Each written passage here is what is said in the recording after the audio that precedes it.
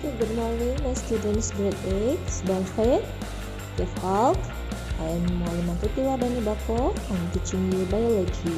Today, our topic is about human motion systems. Motion is the result of interaction between the skeletal, muscle, and joint. Gerak merupakan hasil dari interaksi antar sistem rangka, otot, dan sendi.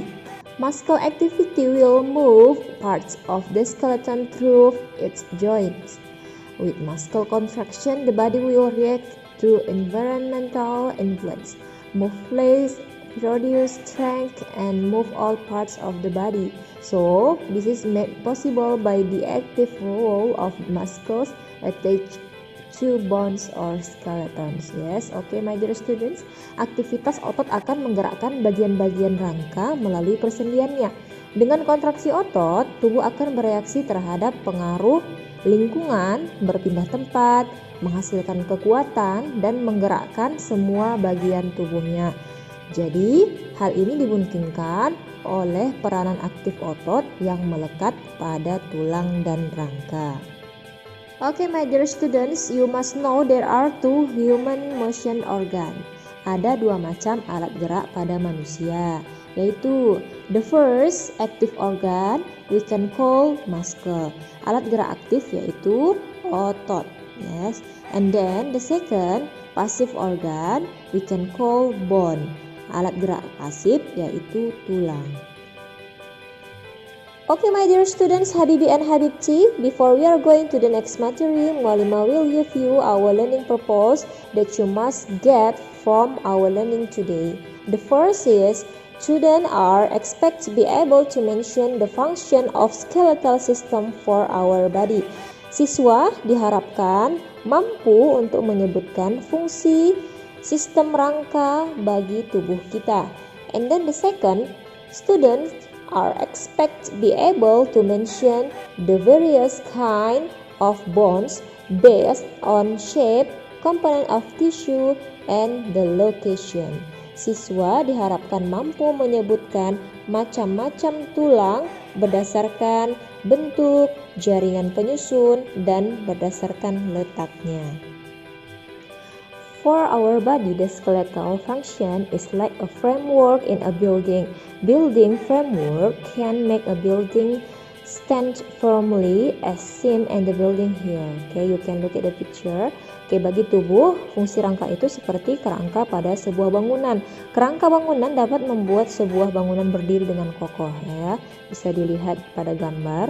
Bangunan tersebut berdiri kokoh sama dengan rangka pada tubuh manusia. Okay, Habibi and Habibti, you need to know there are four main functions of the skeletal system for our bodies. Okay, perlu Anda ketahui ada 4 fungsi utama sistem rangka bagi tubuh kita, yaitu yang pertama, the first, giving definite shape to and supporting our body, memberikan bentuk dan mendukung tubuh kita. The second, protect internal organs. For the example, protect the heart and lungs. Skull bones protect the brain. Yes, melindungi organ internal atau organ dalam. Misalnya seperti tulang rusuk melindungi jantung dan paru-paru. And then melindungi otak, ini berperan adalah tulang tengkorak. Okay, the third, the place of attachment of muscle that are active motors that can move bones. Number 3, tempat menempelnya otot yang merupakan alat gerak aktif yang dapat menggerakkan tulang. Yes, like just now Maulima has explained. And then number 4, the place of formation of blood cells. Yes, namely in the bone marrow or soft tissue that is in the middle of the bone. Yes, number 4, tempat terbentuknya sel darah merah yaitu pada bagian sumsum tulang. Itu jaringan lunak yang terdapat pada bagian tengah tulang. Habibi, the skeleton of the human body is composed of various kinds of bones. Yes, based on to the shape, component of tissue, and based on location. Oke, my dear student, rangka tubuh manusia tersusun atas berbagai macam tulang. Masing-masing dapat kita kelompokkan berdasarkan bentuknya, jaringan penyusunnya, dan berdasarkan letaknya. Okay, my dear students, let we discuss from the first. Yes, based on the shape. Yes, there are 3 kinds of bone based on the shape. The first is tulang pendek, tulang pipih, dan tulang pipa. Okay, we are going number 1. Ada tulang pendek berbentuk bulat pendek. Example, ruas tulang belakang, tulang pergelangan tangan, tulang pergelangan kaki, dan ruas-ruas tulang jari. You can look at the picture, right? Alright, number 2. Tulang pipih, yes, the shape, yeah, same with the name, berbentuk pipih. The example, tulang tengkorak, tulang rusuk, tulang dada, tulang belikat, dan tulang pelipis. You can look at the picture. Okay, now number 3, tulang pipa. Nah, tulang pipa berbentuk panjang dan bulat seperti pipa. You can look at the picture, right? Okay, the example, tulang lengan atas, tulang paha, dan tulang hasta. 2 kinds of bones based on the components of tissue. The first is tulang rawan dan tulang keras. Alright, my dear students, the first is tulang rawan. Nah, tulang rawan bersifat liat dan lentur karena zat-zat antar sel tulang banyak mengandung zat perekat dan zat kapur. Zat perekat tulang adalah sejenis protein yang can we call the name is collagen. Ya, namanya itu kolagen.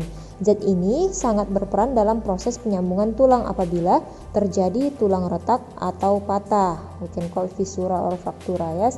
And then the example of this bone, contoh dari tulang rawan ini antara lain telinga, hidung, dan di ujung-ujung tulang keras. Okay, you can look at the picture. Yes, that is tulang rawan.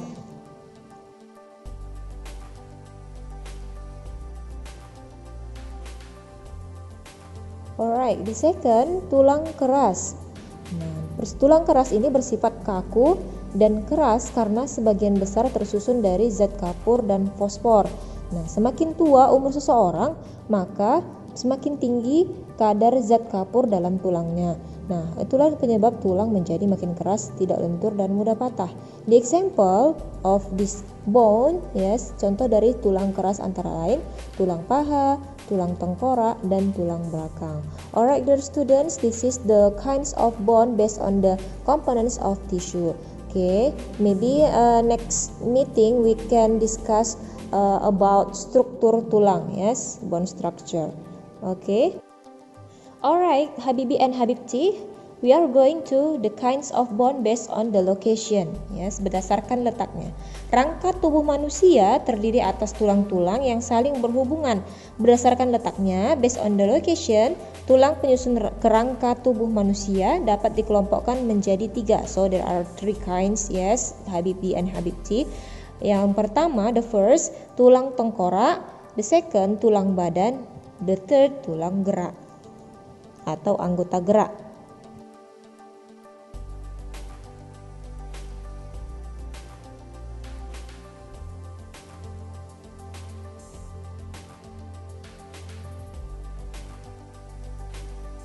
Alright students, we are going to the first, tulang tengkorak.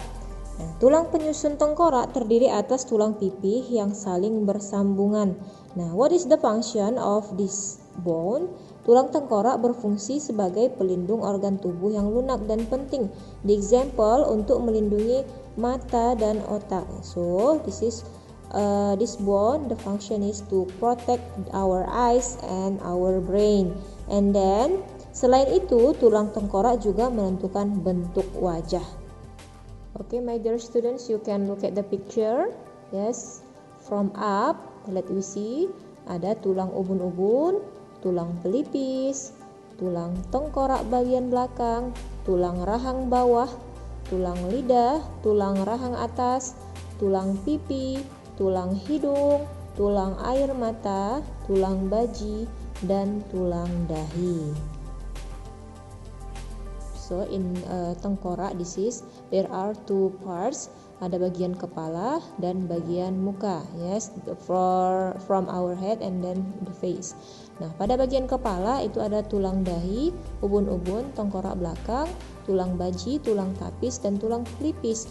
In the face part, bagian muka, itu ada tulang rahang atas, tulang rahang bawah, tulang pipi, tulang hidung, air mata, dan tulang lidah. The second number, tulang badan.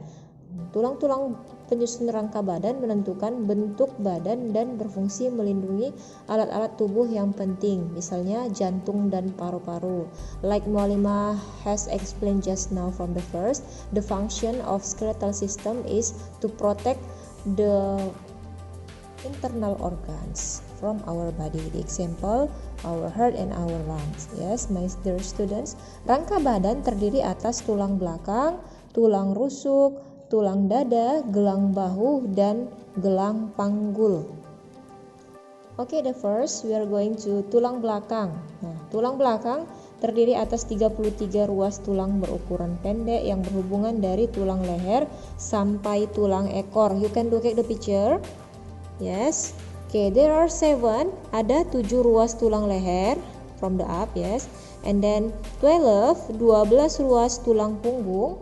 And then 5 ruas tulang pinggang, 5 ruas tulang kelangkang, ada 5 ruas tulang kelangkang, and then the last 4 ruas tulang ekor. You can look at the picture and then you must memorize 7, 12, 5, 4, and then the name of the bones you must memorize also. So there are 33 ruas from tulang belakang, right? Alright students, next tulang rusuk dan tulang dada. Tulang rusuk, you can look at the picture. Yes, tulang rusuk sejati. Nah, this part tulang rusuk sejati ada 7 pasang. And then tulang rusuk palsu, ya ada 3 pasang. And then tulang rusuk melayang 2 pasang. Yes, tulang rusuk melayang itu yang paling bagian paling bawah. Ya, tidak ada pasangannya sampai ke depan. Yes, you can look at the picture. And then we are going to tulang dada. Tulang dada, there are 3 also. Tulang hulu, yes, look at the picture. And then tulang badan, after that tulang pedang, yes, or taju pedang. Alright, now we are going to gelang bahu or tulang bahu. Terdiri atas 2 buah tulang. Yang pertama itu tulang belikat dengan bentuk paruh gagak dan tulang selangka yang menghubungkan gelang bahu dengan tulang dada. Look at the picture. Yes, there are 2, tulang selangka dan tulang belikat. And then next, the last, gelang panggul. Nah, there are 3, ada 3 macam tulang yang bergabung menjadi satu.